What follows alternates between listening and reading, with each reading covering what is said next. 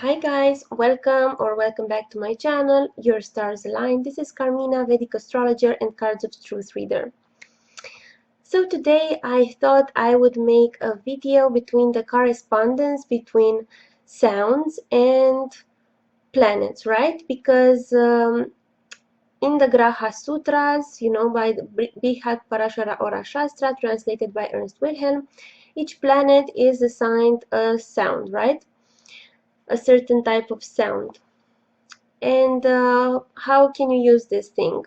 Well, you can use it in Kakini. So Kakini is one way of determining your compatibility with a city, right?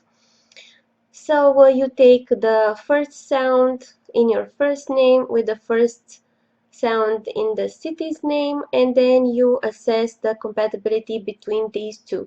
Better said, you assess whether the city name has more points or your name has more points, and ideally you would want to have your vacation or move into a city where you have more points than the city, because if the city has more points, it means it takes more than it gives, right? So that always makes the experience less pleasant. Yeah, so Kakini is just one of the ways where you can look to determine how your experience in a certain city would be. There's also declination, where there's a lot more calculations. You have to see the declination of the planets in your natal chart position, and then you have to calculate these planets, declination in another city and compare, right? So yeah, there's several methods, but today we're just going to be talking about the planets, and their sounds, because that's a fascinating topic. Okay, so the sun rules the vowel sounds, right? A, E, A, O, U, like all of these are vowel sounds and they're ruled by the sun, right? The moon rules two categories of sounds, right? It rules the semi-vowels like ya, like when two vowels are in the same syllable, and it also rules letters like R or L, like Rick, right? Like Linda. The L in Linda is ruled by the moon.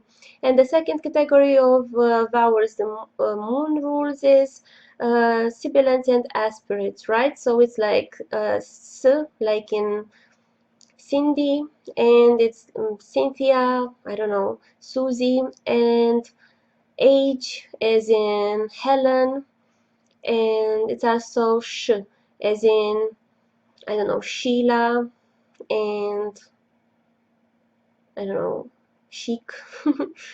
So these are the sounds ruled by the moon. So whenever you meet somebody and you hear their first name, that's a first indication about a planet that is, prominent in their chart, right? And then we have Mars, right? Mars rules the velar or guttural sounds. It rules like K, C, but no, it's not pronounced C, it's pronounced K. K, like K and G. So it's like Courtney, Kurt, um, Geiger, I don't know, things. So you don't really have to look at the way it's written, the way it's spelled. You have to look at the way it's pronounced, right? Because George begins with a G, but it pertains to a different planet. So the ones that start like this, like from the throat, G or K, that's Mars ruled sounds. Okay, then the next category is Mercury ruled sounds, and that's like retroflex sounds. From what I read in Graha Sutras, these are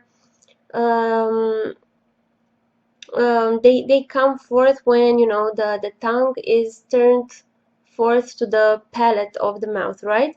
And these sounds are not very common in the English language, and it's like no, like in English, I think Ernst mentions that almost all the N's are retroflex, right? Because it's like you have to turn your tongue in the back. So like the N's and the D's and the T's that you do by, like acrobatic movement with your tongue, it's like um, a sound ruled by Mercury, and that can be like the N in New York, because it doesn't touch the teeth, so but that this is like very sensitive. So when you do Kakini, or when you look at somebody's name, you have to know how it's pronounced in their country of origin, right? Okay, after Mercury comes Jupiter, and Jupiter rules dental sounds, and dental sounds are the ones where your tongue touches the teeth, right? The tongue is pressed towards the teeth. So it's like Dan, because the tongue touches the teeth, like D, T, and N, like Nyla, that is an N. So you have to really be careful with these sounds, not to confuse retroflexes to dentals, right? Dentals, the tongue has to be pressed against the teeth. Okay, then the next planet is Venus, and Venus rules palatals, right? So they come from the tongue being pressed against the side of the mouth. So it's like ch, j, and ny. Um, and some examples, like chuck, jack, I don't know, a chimney, new. I don't think there are any words that begin with the sound ñ in English, but it's like in Spanish, ñ. So these are the Venus sounds. Okay, then the next category is the Saturn sounds, right? And the Saturn sounds are the labials, and these are the ones that you do when you press your lips together. So it's like P, F, P, B, B, M, So yeah, these are the Saturn sounds. It's like penny, Phil. It's like Baba. It's like Mary. These are Saturn sounds, right? So I take like my own examples. Like I have two names. My name is Carmina Adelina. And it's weird because my family and my friends since growing up have always called me Adelina, right? So that's a name that starts with A. That's a vowel, so it's a sun name. And my soul planet is with the sun in the Rashi, right? And then I have this name Carmina that I've been using a lot lately, and my ascendant lord is Mars, right? And Mars rules names that begin with C. So not C as the sound C, but the letter, like K. So yeah, you can, I don't know, this is a fun dimension to add, when you meet somebody and you shake hands, you're like thinking, oh, so, your name starts with this sound. I wonder if you have like this planet prominent in your chart, So that's always fun. Okay, so that's it for today, you guys. I hope you found this video informative. Let me know, like in the comments below, what planet is the ruler of your first name.